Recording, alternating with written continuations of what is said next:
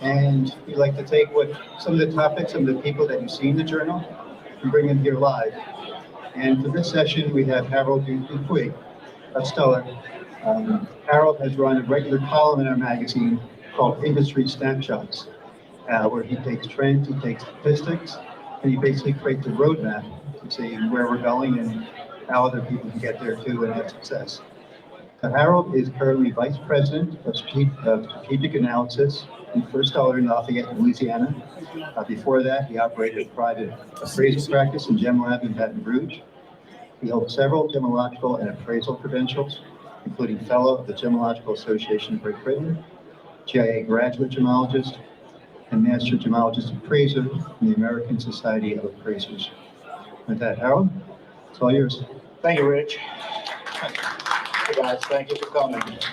In the back, can you hear? Does it sound good? Everybody good? Great. I'm going to try to cover 120 slides in 50 minutes. If you have an important question, stop me along the way, I'll answer it. Fair warning, if we get into sidebar discussion, I'll never get through the deck. But I'll be here after for Q&A. As long as you have questions, no guarantees on the answers, and I'll be here. Today I'm going to talk about COVID and the recovery and the impact it's done to the world, particularly our industry, and what I see going forward. Some economic indicators that came out of COVID. The jewelry industry is a big picture, and when you hear me say jewelry industry, I'm talking about any retail business that sells fine jewelry.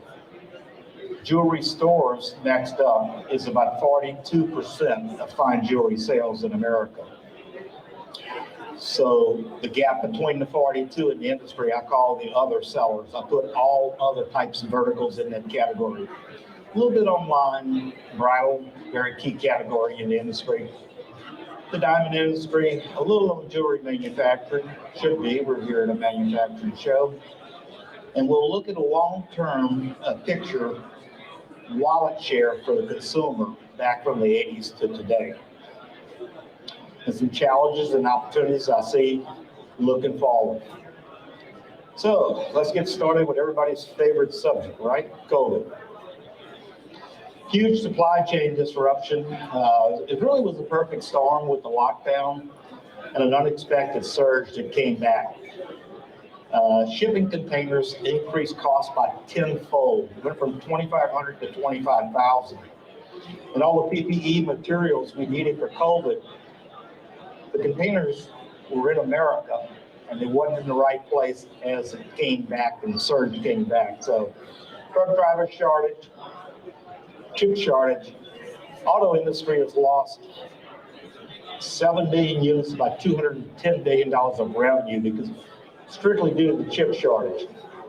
Labor shortages, right now there are 11 million jobs openings and there are 5 million people looking for full-time employment. So they got their pick, 2 jobs per person. The consumer's in real good financial shape, the lowest debt ratio since the Great Recession. But there's some headwinds we're looking at. Interest rates, 6 increases coming this year. The labor shortage. The biggest one I see is inflation. It could really hurt the industry. 22 will be slower growth than 21 in my view. How much? I had the answer to that before the Ukraine war started. Right now, it's anybody's guess. The recovery is going to vary by product lines. The full supply chain recovery won't happen until 23. And why? There's no end-to-end transparency. There's no big picture. A lot of fragmented logistical supply chains, but not one holistic. Consumer spending accounts for about 2/3 of the GDP in America. It's broken into goods and services. A 2-year picture, you can see if you're in the service industry, you suffered all through 20 and came back in 21. Very, very healthy growth. In fact, it's 4.5 times the normal growth of the last 2 decades, at least in 2021. January came out strong, but if you compare, you see the growth starting to slow down compared to 21. You'll see that trend all throughout the slides. Americans typically save 8-9%, and look what happened when the stimulus package hit. Huge, huge. They all went to savings, In the two releases of the stimulus packages, lockdown, no traveling, etc. Turn that into dollars, normally about $1.5 trillion in consumer savings accounts. You see it spiked to $6 trillion. America's doing a pretty good job. It's spent. It's gone. Got spent last year. Household debt, I mentioned, is the lowest since the Great Recession. Savings is gone, but checking accounts is healthy. Normally at $1 trillion, 3.8 trillion at the end of last year. So there's a lot of gas in the tank of the consumer for spending this year. Unemployment population, you can see when COVID hit in April of 20, down to 6 million now. This is what I've talked about, 5 million people looking for work, 11 million jobs. Unemployment rate down 3.8 in February, so we're just about back to pre-pandemic numbers. Anybody hear this term in the news, the Great Resignation? Everybody leaving their job for the greener pastures, you know? It really did happen. Almost 1 million people left full-paying jobs to go look for a better job, at least what they thought was a better job. If you dig into the data here, it's the Gen Z and the millennial generation that pulled out. And guess what they found? 70% regretted leaving. A little bit different than what they expected. Part of it I attribute to virtual interviews. You can't get a hand in the field on the culture. You can't walk the building, listen to people talk, see how they interact as a group. Their dream job, they got a reality check. And unlike the generation before, rather than sticking it out, they have no fear. 6 months, they'll quit a job and go somewhere else and try different. Used to be that was kind of a bad mark on a resume. One of the most amazing things I found in the COVID from a business standpoint was the increase of new business. This is retail, and you can see before where the numbers were running, about 400,000 a year. Over double new businesses started during the pandemic. And this is total businesses in America, same pattern, 2.9 norm, 5.4 million businesses started. A lot of folks saw opportunity created out there during the pandemic. Just a big picture, give you an idea long term, see what the change is. 2.6, 3.7% growth in new business formations in this country. It just exploded, particularly in retail. Even self-employed, unincorporated followed the same pattern. Consumer sentiment, you know, it's a metric that economists like to watch. It's going down. You can see the norm in 20. This is when COVID hit right here in April 20. The variants, Omicron and all hit there, and then inflation started to really raise its ugly head there. It's going to continue to go down because of the Ukraine situation. The good news, if you look at consumer sentiment and you look at the jewelry industry sales, over a long term, there's zero correlation. Why? There's no data to explain. My opinion is that jewelry is such an emotional purchase. It's not done with the logical side of the brain. So they kind of ignore what's going on around from the economy and go through it. It's the second lowest level in a decade. You can see it changed last year. Low confidence in government. Consumers are really concerned about inflation. That's the biggest thing that's showing up year over year. A third of them believe that they're worse off financially now. And the 75% expect interest rates, and they're right. And, you know, the majority think that we've got some bad economic times ahead. Foreign travel, I'll back this one up. How much does Americans spend on foreign travel per year? Take a guess. Americans like to travel. $180 billion per year. It's a crazy number. So you can see $16 billion a month, and what it went almost to zero when COVID hit in April 20. It's back to a little bit above half. So people are starting to move out in the travel arena. This is TSA volume of travelers. You can see we back to normal. It was 70% below normal when the pandemic hit. A good way to get a sense on demand is to look at Google Trends and get a phrase and check it, look at it over a long period of time. Jewelry stores near me, and if you look, this is Christmas 2019, pre-pandemic. So that's your norm. Look what happened in Christmas 20. Things exploded. 21 is still above the norm of 19. So, change is inevitable, but growth is optional. There's a lot COVID created that nobody saw coming on the front side. A few economic indicators, GDP, the country, the health, you can go back to 70 and 50-year picture. That's all your recessions. You can see in 21, 5.7 increase. You got to go back to the 80s to see that kind of growth.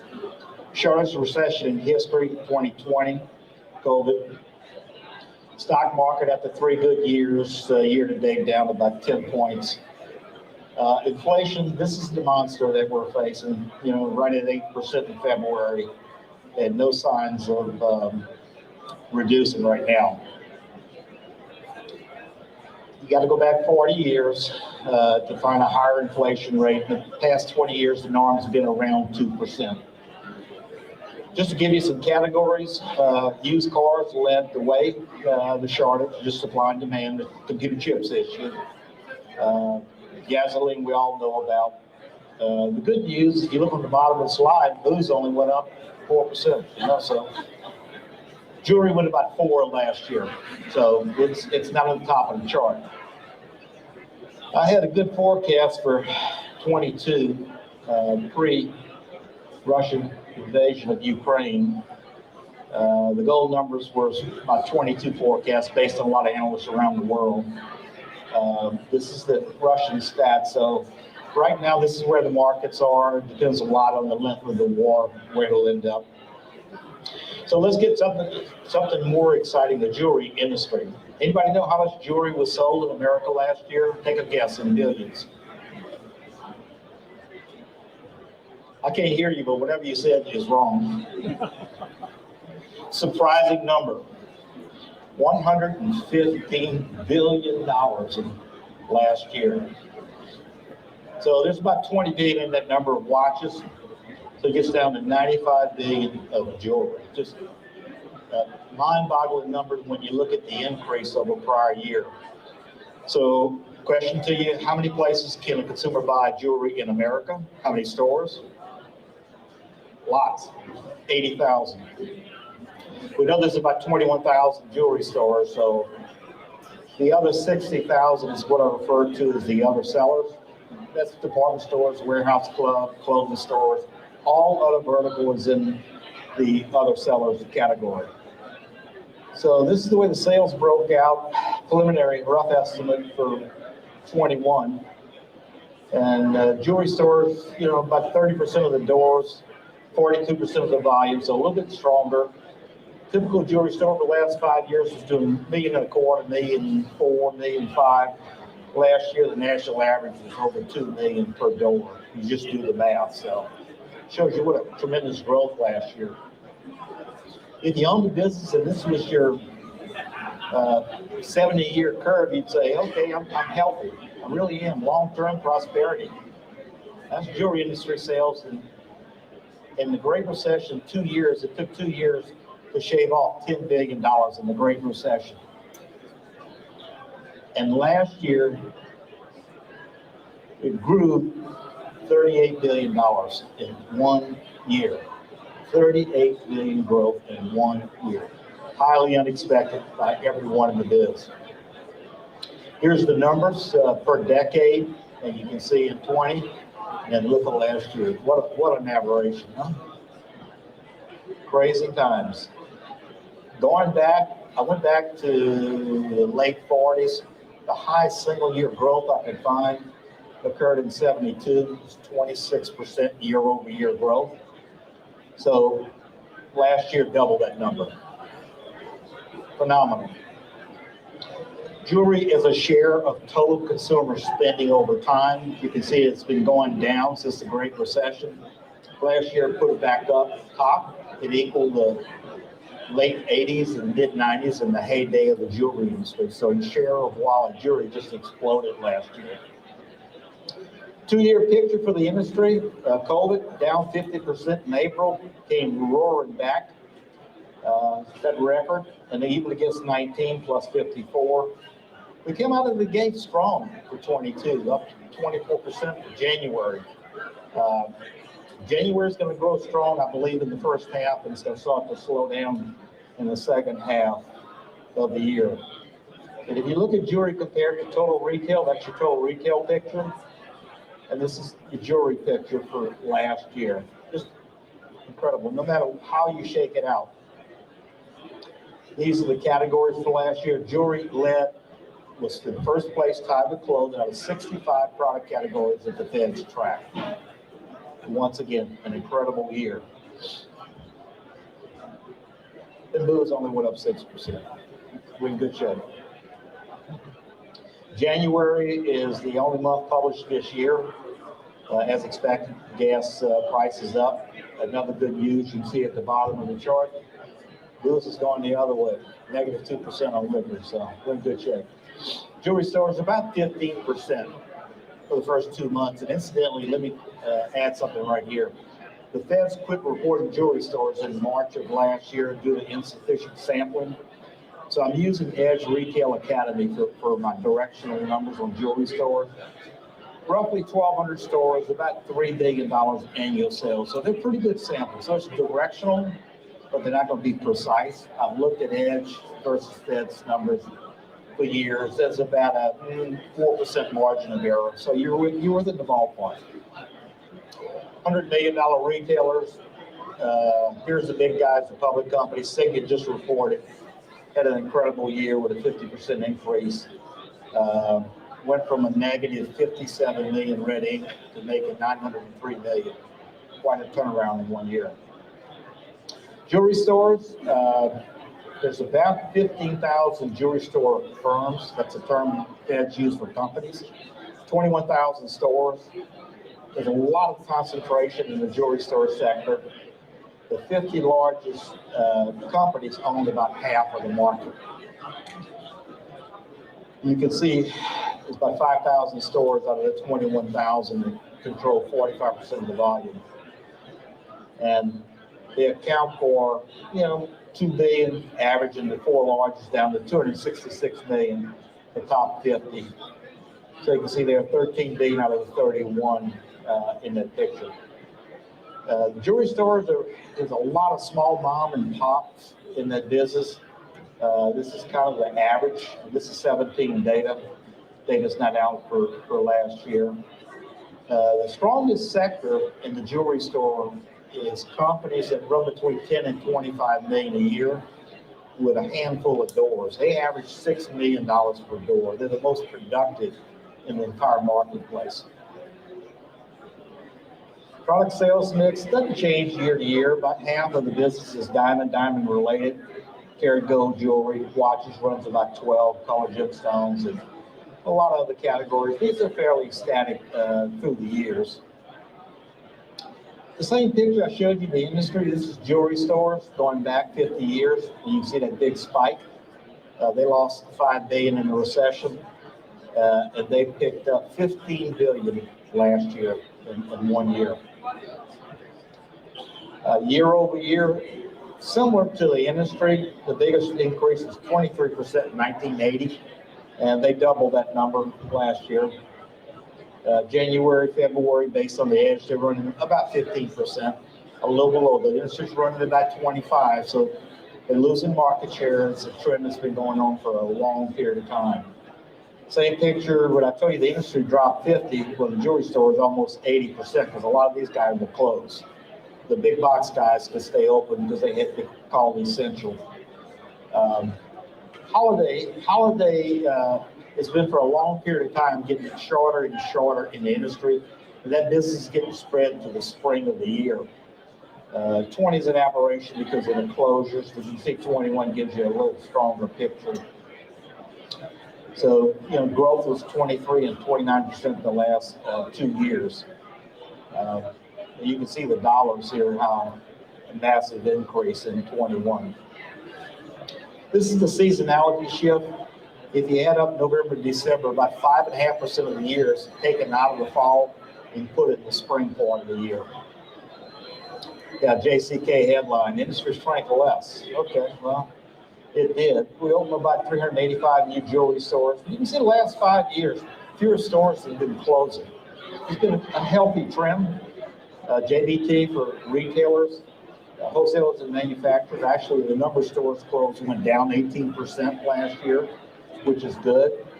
Same thing as you saw in the big picture, 2.5 times increase in the number of new stores open. So all healthy. I use this phrase all the time when I'm talking to people. They get concerned about store closings. And that's population, that's not dollars. If you go back to 20 years and look at jewelry stores, we were oversaturated, almost 30,000 jewelry stores, down to 21 now. So you got a change of 26%. Population growing up. So you got a lot more population per store. The market's really, really exploded. So sales per store, 2.5 times it was. So the pie is getting bigger with fewer players. So the shares are all really growing. You look like this, just see the two curves. 160% growth on revenue, 26% reduction in population. You can see jewelry stores, we still almost as many as new car dealers. So still a lot of population. My estimate that jewelry stores in a decade from now will be somewhere around 17,000. We're still going to have some cleaning out to do. If you look at inflation over a long period of time, because we're in a business where precious metal and diamond prices influence revenue, jewelry store sales growth just anchored in 92 and rolling forward. And this is inflation. This is a multiple. So you can see after every recession, the ratio drops tremendously. But after 22, it's running 58% above inflation for that period of time. So healthy growth. Producer versus consumer prices. Producers prices at the wholesale level. Price increase at the wholesale. Consumers prices at the counter. I like to track that. In the last couple of years, there's been margin squeeze at the jewelry store counter. Things changed last year with demand. For the first time in 3 years, margins went up. They outpaced the price increases they were getting from the manufacturer. So they really became good bottom lines last year in the retail sector. Online, growth per year, normally in the 12-14%. What happened in 20 during the lockdown, it just really exploded. It's back to normal now. Retail sales year over year and online sales year over year. Something really strange happened after 20 with the explosion of online sales in 21. It's the first year since they kept track of online, goes back to 20, that total retail outpaced online. It's that big surge, big resilience of people getting back out and shopping in the stores. Anybody got an idea what percentage online sales represent of total retail sales in America? Take a guess. 34. 34? 12. 12? You saw the deck. No. Running about 13%. Went up to 14. Everybody thinks it's half or more, but it's not. But globally, it's about 19. So U.S. as a country is not quite keeping up with global. Here's your dollars, and if growth continues, we'll be approaching $1 trillion of online sales in 2022. Jewelry lags a little bit. 10 billion in 20, probably somewhere around 15 billion jewelry online. The biggest category is engagement rings, where close to 1/3 is sold online. And that makes sense because of the age, millennial group, and digital natives that grew up with it. It's just normal. There's a lot of talk out there. Remember online sales first started out, it was going to kill retail. Well, both channels have become much more closely linked now. The more stores opened last year, for the first time since 2007, over 4,000 retail stores. And retail stores are serving multiple points now: pickup, returns, experimental, and digital advertising has gone up tremendously. So that's got a lot of folks back. They're different, like I said, a lot of experimental sporting goods stores, even Untucked, which is an online brand, 88 physical locations, 100 more. And they, coming from the online side, they don't look at it as different. Warby Parker, a lot of stores. So they're no longer e-com versus brick and mortar. It's kind of supporting each other. So think of this word. Just remember this word. They'll kind of paint the picture for you. Digital. Physical and digital put together. Bridal, a very important category. Pandemic had a negative effect where weddings normally 2 million a year, dropped down to about 1.3. The dotted lines are estimates, about 1.9 last year, and it's forecasted to be 2.5 million weddings in 22. So this will be an all-time record high for weddings in America. The seasonality of weddings has shifted. First, engagement ring seasonality. It's a year-round business with a big spike in December, but weddings have shifted to the fall. The June bride is no longer the number one month. The fall is. Engagement rings, normally a $6.5 billion business, fell a lot in 20, climbed back, but it's going to hit a peak of about $7 billion in retail sales. And in America, 88% of brides acquire an engagement ring. That's the highest rate in the world. 2.2 million engagement rings forecasted to be sold this year in America. And if you break it down by the engagement ring and dollars, and look at her wedding band, his wedding band, and you'll look at a total. We're looking at a $10 billion segment of the jewelry industry in 2022. Metal engagement ring starting to shift a little bit. White gold still dominant at 45%. Yellow is picking up at a 20% share. Platinum pretty steady. Rose gold and silver. Her band fairly close, a little bit less than platinum, a little bit less than yellow, but fairly close. Big thing here been going on for probably a decade is custom business continues to grow and grow. This is the NOT data from 2021.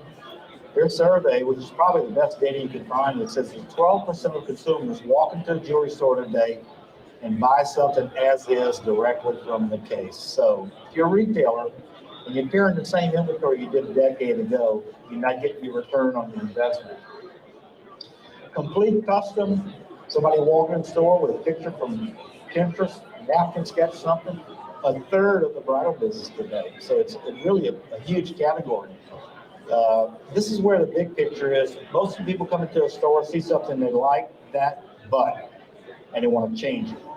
Want to alter something they see, whether it's stone size, shape, metal color, whatever. So anything in custom is really the biggest part of the bridal business today. The complete custom is about $3.5 billion. It's a sizable market today. People laugh when I add divorces to the bridal category. Divorce rate is going down per 1,000, but there was 747,000 divorces last year. It's a great opportunity for restyling. What is restyling? It's custom work. It's not engagement ring, but it's custom work. So if you take your divorces and say the average person would spend $2,000, maybe $3,000, I'd put another $2 billion there. So if you look at the custom market, it's somewhere between $5 and $7 billion a day. A huge, huge market. Trends. Since 2011, the last decade, buying out of the case, 60% a decade ago, down to 12. Buying something in the case and changing about half of the business in incomplete custom. So the long-term trend, don't see it changing anytime soon. The composition of engagement rings has changed quite a bit. 13% of them are the non-diamond typical ring. It might be colored gemstone, it might be a colored diamond, it might be something than a natural, clear diamond. Quick changes. Last year, prices were up. Independents about a 40% market share. We talked online. Rounds are starting to slide a little bit, about 41%, down for about 47. Gold is picking up that slack there. Engagement rings, white gold is finally starting to see a little bit contraction, with yellow gold picking up the slack, platinum growing a little bit, and rose is kind of seeing its heyday. Customization we talked about. Here's a big takeaway here. This is not the data, this is my interpretation. 80% of the couples bought the ring and the diamond at the same store. If you go back 2 decades, that was about 20%. So why the change to 80? I think it's custom. Once you get a customer at the store, they got a drawing and you start to engage them and they've got a hand, you own them. They're emotionally involved in that picture. So custom businesses brought more diamond business into the independent sector. GIA was important, 3/4 of it. Surprisingly, 1/3 of the grooms were interested in lab grown. Half of the grooms said the natural was important to them, and ethically sourced was important to half of the couples. Diamond business, just a polished index from IDEX, just to think of it as a big mutual fund. All sizes, shapes, colors, clarities. You can see the big fall in the recession, a lot of speculation through 11 and the peak. Well, prices have gotten on top of that 2011 peak last year. And in March, it's even higher. So it's a runaway train in price increases right now. A lot of shortages in the market. If you look just year over year, 17% up last year. And if you take that index and you go from the bottom, pandemic, you're up 32. If you go back pre-pandemic, you're up 25. So there's a lot of price increases in the diamond market today. Wrap numbers by size, a carat, 32, 3 carats, 35. So a lot of movement there. The beer sales by sites over the last 5 years, they grew 20% last year over 19. Alrosa grew 32. Annual sales for the beers, you can see they're pretty close back to their normal $5 billion revenue. Alrosa sales for the last 5 years, that's their carats. They owned about 46% of the market in carats. In dollars, they're about 30% of the market. The imports fell tremendously in 2020, loose diamond imports into the country. What next? Well, sanctions. Alrosa shut off. 46% by carats. What's that going to do for prices? There's some ways to get around it that's legal, but it's going to have an impact. Lab-grown diamonds, just a quick tutorial on that. Once again, if you go to Google search, the best way to figure out consumer demand, natural diamond search by consumers, you can see it's inclining, it's going up. But when you parallel it to lab-grown is growing at a much higher rate. This is only in interest levels, not dollars. The imports of lab-grown diamonds in 20, here's 21. So last year, 1.1 billion lab-grown came into America, and this is India only, which is the dominant cutting center of the world. So people say lab-grown's increasing 15%. I don't think so. It doubled in imports, and it wouldn't be imported if it's not sellable goods. Part of the reason it's markups and your natural markups, most center stones are somewhere between the 34, 46% GP. Lab grown, this is from Edge, just a total bucket. MBI study said that the majors are taking a much longer margin on lab grown than the independent retailers. Market share, if you take the 48 billion last year that retailers sold, about half of it is diamond. Just do a calculation. Say give importers a 25% margin and retailers that key. You got 11% market share. You finally cracked the double digit. This year, if you give it a 50% growth, could be 16% market share, somewhere around 4 billion at retail. Very interesting. This is MBI's numbers from February 20 to 21. Percentage of retailers selling, and this is the percentage of retailers whose business is over half lab grown. In 21, almost a fifth of retailers are selling more lab grown than natural. Surprisingly, 2 industry guys that are a lot smarter than me, these are their market share numbers. I asked them for it. Edon says it's a 5% market share for the industry, not jewelry store. This number is about 4 billion. Zemeski's got it at about 6 billion. I think it's around 4.5 billion. So we're all in the same ballpark. 2 methods to grow, and this is not gemology. I'll go through these real fast. You guys probably know this, HPHT, closest thing to Mother Nature. These big presses like that. CVD, a little bit more refined, microwave and some gas, some diamond seeds. But this is what's important, screening versus identification. If you're in the business today, you're in the lab-grown business, and you need to have some screening protection. Because that reputation that you built up over the years can be gone like that with non-disclosure. Very important. It's what I call the minimum standard. Most of the screening devices work on some properties of luminescence. We won't go into it. And the growth method.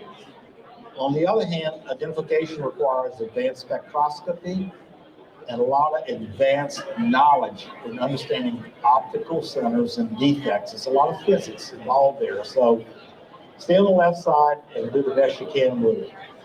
A lot of people don't understand lab-grown diamonds are diamonds. These guys have been around from the 90s. They don't work. They separate simulates from diamonds, not lab-grown from natural diamond. Identification, these are some of the spectrometers that you need. It really is science. It's not the jewelry business. They're expensive and you got to have a lot of knowledge. They're not practical for the retailer. Some of them are not practical for the manufacturer. Back at Stuller, we own all of these. That's over 100 grand just right there. There's a lot more than that. Screening, just the yes, no separation. Just want to protect yourself. It depends on the technology and the instrument. Some of them will look for lab grown. Some, like the GIID 100, will confirm natural. So if it doesn't confirm natural, you don't want to. You got to send it out. You don't know. It's 100% accurate, and the instrument like that is really good. People always want to know what instrument can identify all lab-grown diamonds, and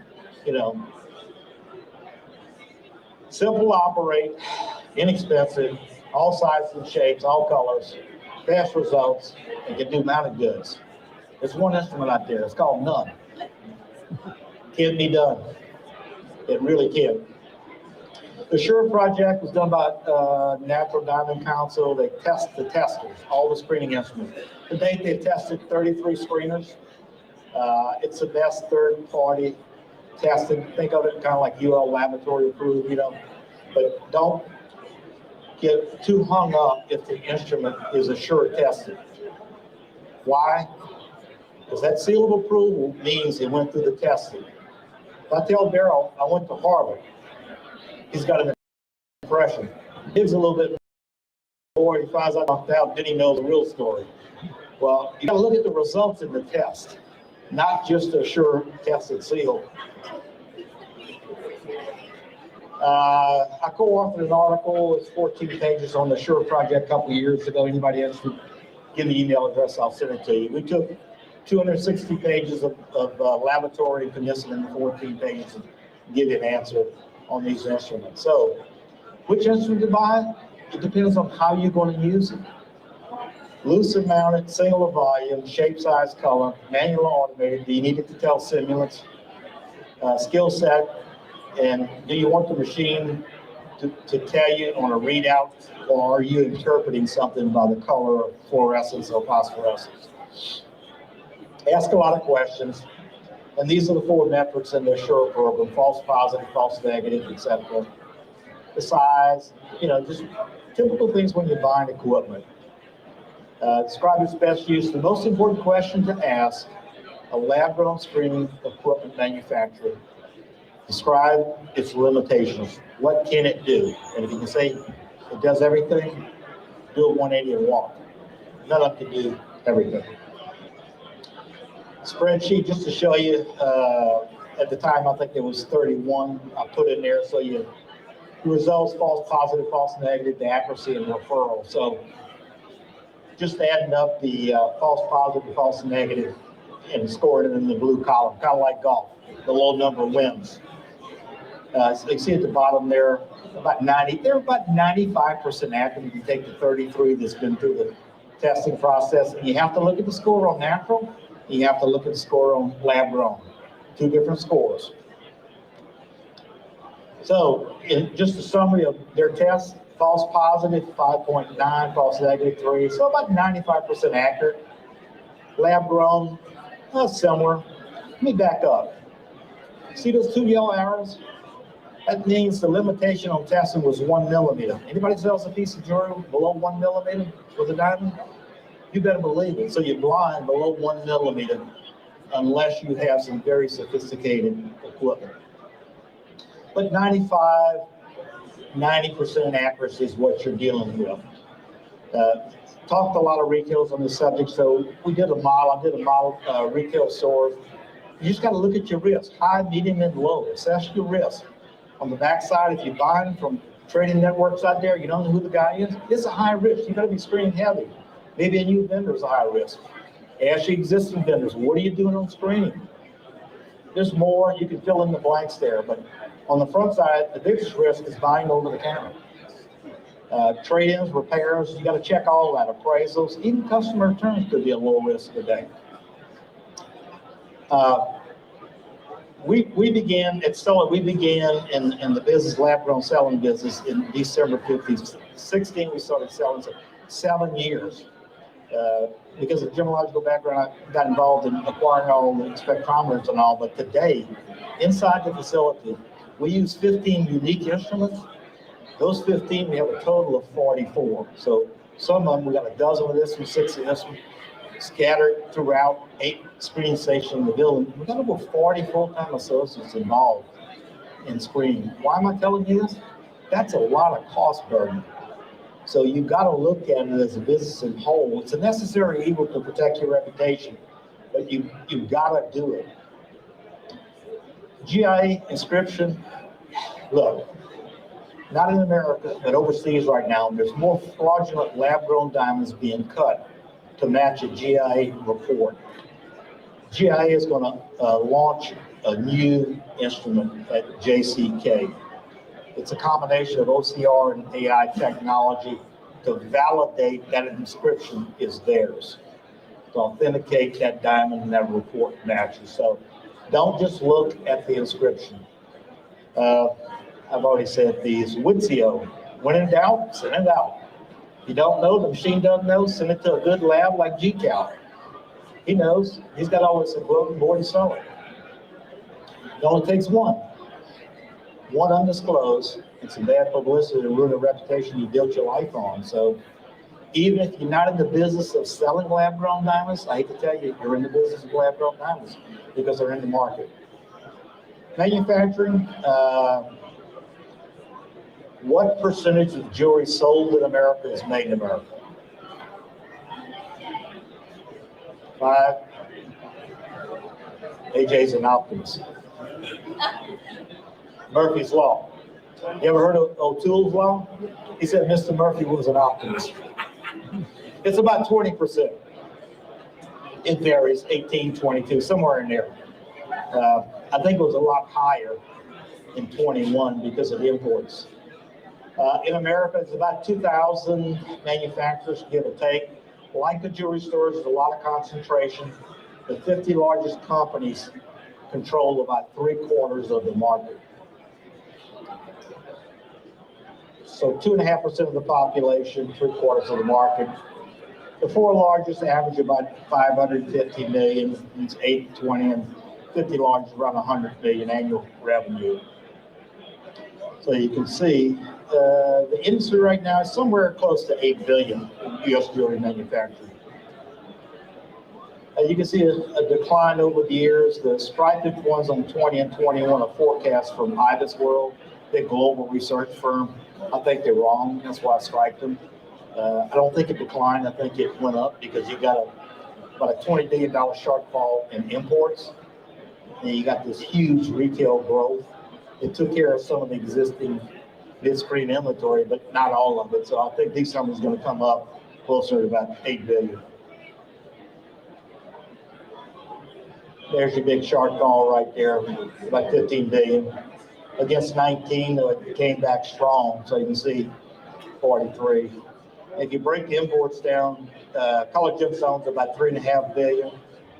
Gem diamonds, normally in the 24 billion really, got cut way down in 20, still didn't make it back in 21. What boomed is finished jewelry. 20 billion came in last year, whereas normally in the 12 to 14 billion dollar range. Disc jeweler census, should have asked you a question. How many disc jewelers in America? I gave you the answer, 19,000. Easy to hire one, right? Not a chance. About 40% of them work at jewelry stores, about 27% in the manufacturing sector, wholesale sector, and then the design services, pawn, and other. One of the issues that I think disc jewelers overall are very, very underpaid in America. You see the median price point coming in at about $20 an hour. That's median, so half below, half above. Not really a strong wage in today's times. Even at the 90 percentile, you're at 77,000. Even more disturbing, look where the highest paid jewelers work. They're in the pawn sector. Doesn't speak good for the industry. Challenges and opportunities. Good on time. I'll let you soak this in for a while, just to recap what happened in 21. This is a once in a lifetime tsunami of sales growth. We'll never see this again in our lifetime. Total retail, 18%, industry in the 50s, jewelry stores in 46.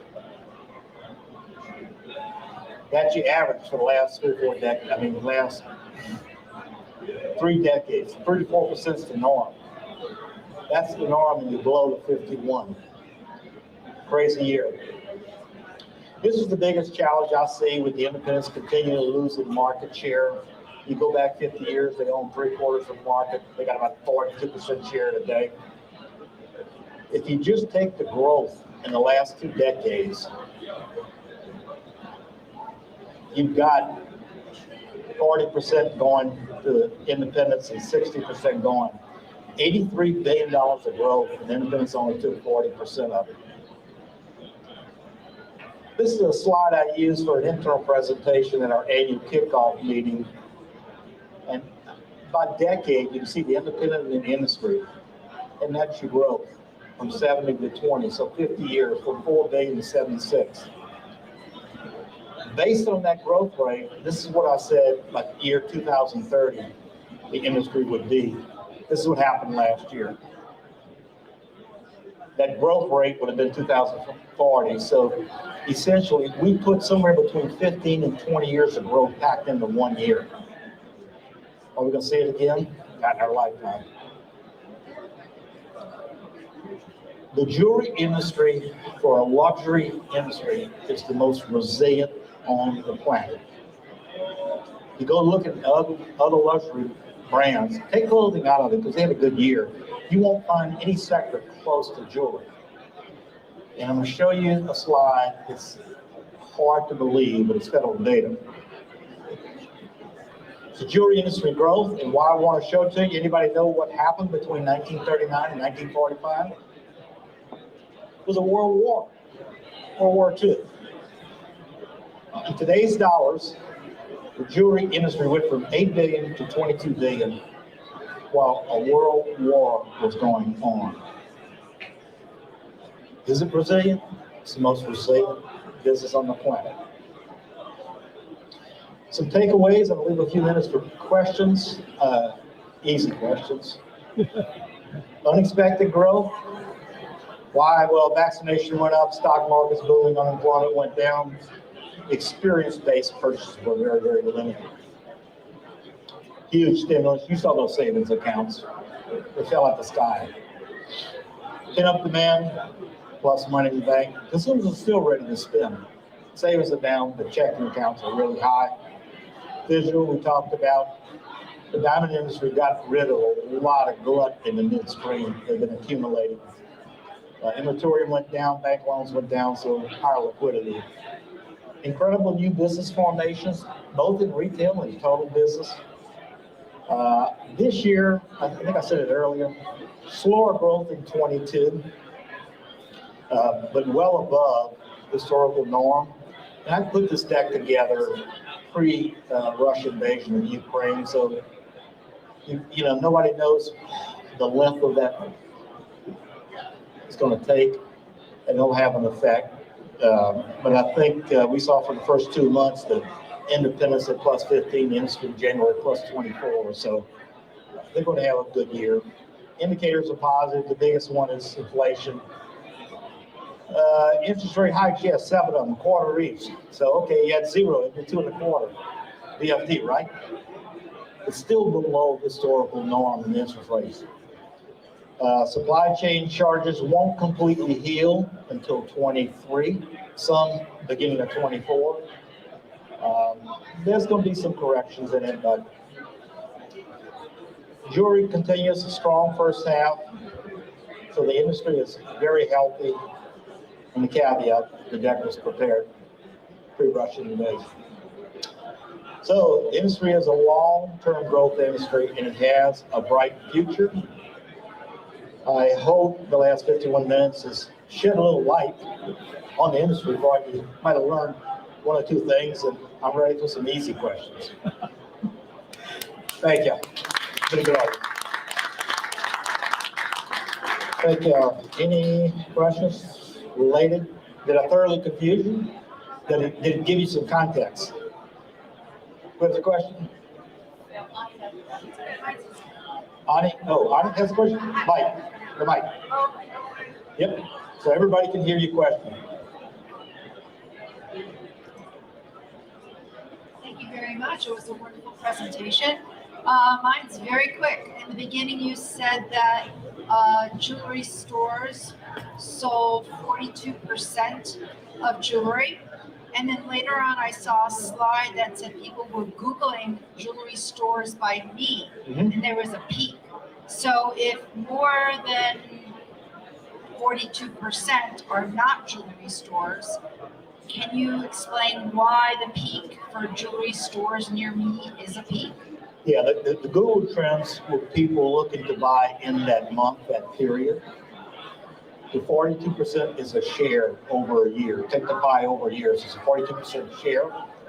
And the Google is more to that particular time. Understood. Thank you. Now I get it. Thank you. Sure. Yeah. Good question, because I had the answer. Any other ones? Okay, take the mic, sir. Okay, I'll try. Here comes a good question. He's not a plant. In the first part of your slides, you had indicated that there was a tremendous amount of people that were not traveling internationally. Is there any way to tell how much, generally people that travel international spend a lot of money? Any way to indicate how much of that might have come back to the U.S. and spent on jewelry? Not in the Fed's data. I mean, you can make assumption that they're spending $16 billion a year. And COVID got it down to $1 billion, and that's per month. I mean, 108 billion there, 16 a month. So that's 15 unspent, and it starts to climb back. That's an accumulation close to 200 billion.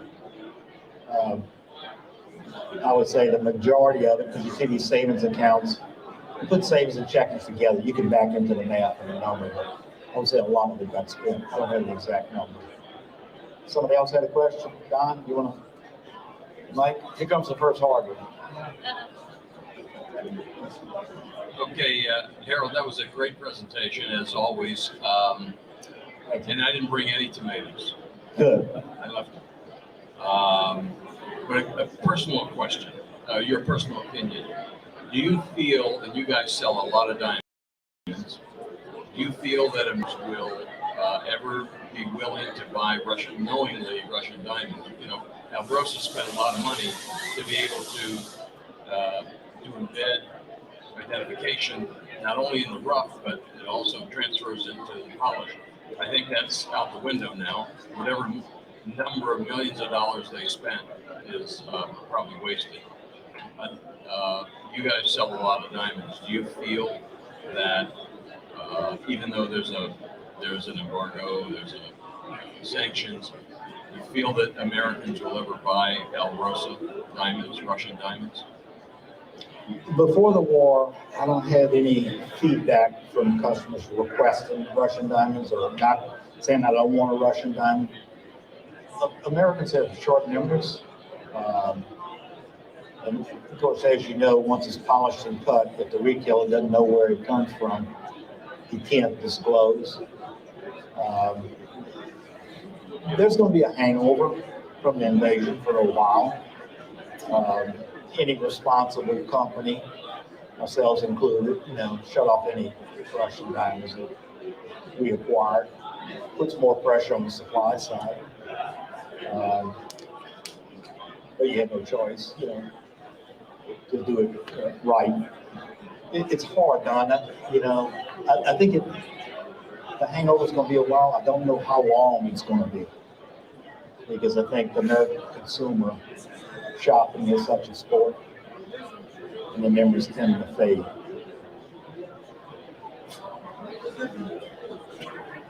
Any other questions?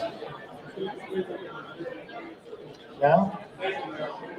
You're welcome. You guys have been a great audience. Thank you very much.